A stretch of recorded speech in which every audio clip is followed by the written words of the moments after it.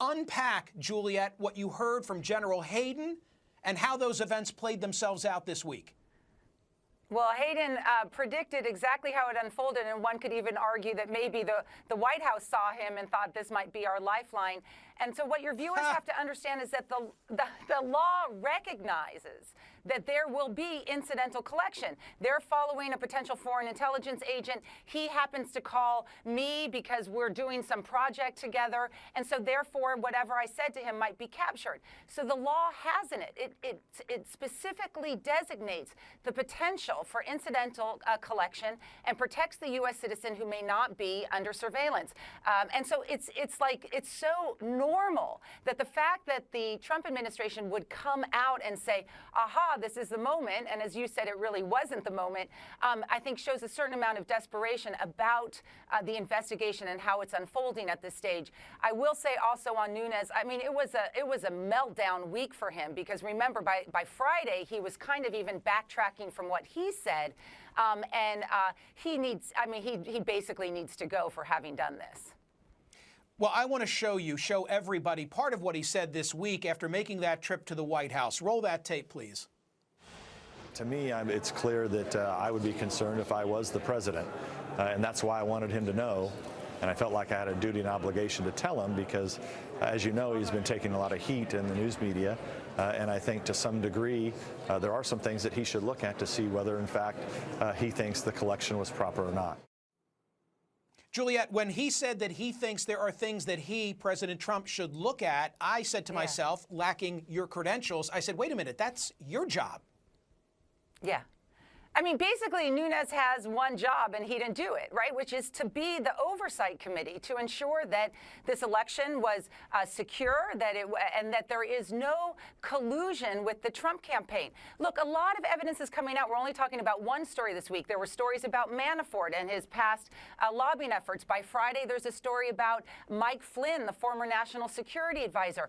All these different pieces cut across the spectrum from mere coincidence to potential collusion. And that's what an investigation is about. I mean, the idea that, they haven't shown anything yet, seems to be the answer by Trump supporters. This is what an investigation does. It takes all those different pieces from foreign intelligence wiretaps, surveillance, the potential that one of these witnesses, and I believe it might be Mike Flynn, is talking to investigators about what he knows. All of those pieces will come together, and we'll see at some stage whether a legal case can be made.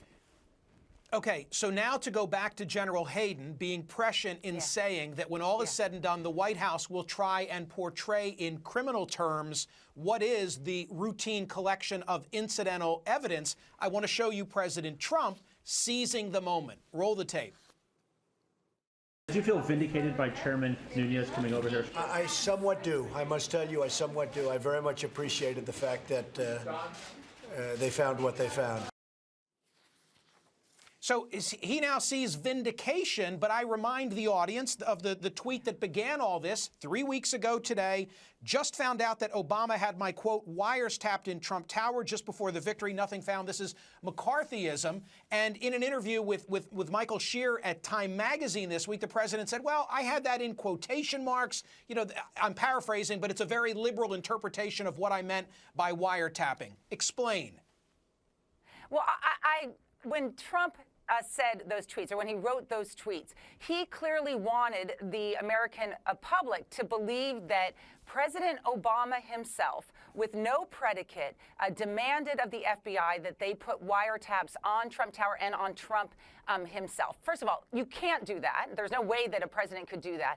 But even assuming that he's right, it would be it's such a hostile statement about the previous administration. And I think what's happened this week is it led Comey, Director Comey, by Monday to say, look, this is about my investigators and this investigation. I was wrong. I thought Comey would not validate that there was a criminal investigation going on, or an investigation going on about potential collusion with the Trump administration.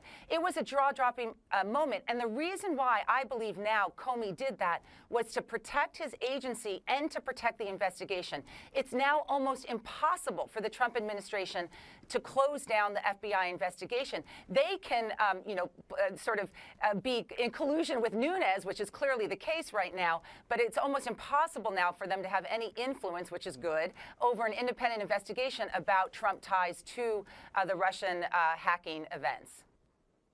Hey, Juliette, final thought. Just tell me yay or nay if you agree, because this gets confusing quickly. The big picture question is whether there was an aiding and abetting of a hacking. I mean, that's the legal issue, right? That's where this is headed. We don't know the answer to that question, but when all is said and done, that's the issue. That's the issue, and on a scale from 0 to 10, 0 being these are all coincidences and 10 is collusion, I am now at a 7. Wow, okay.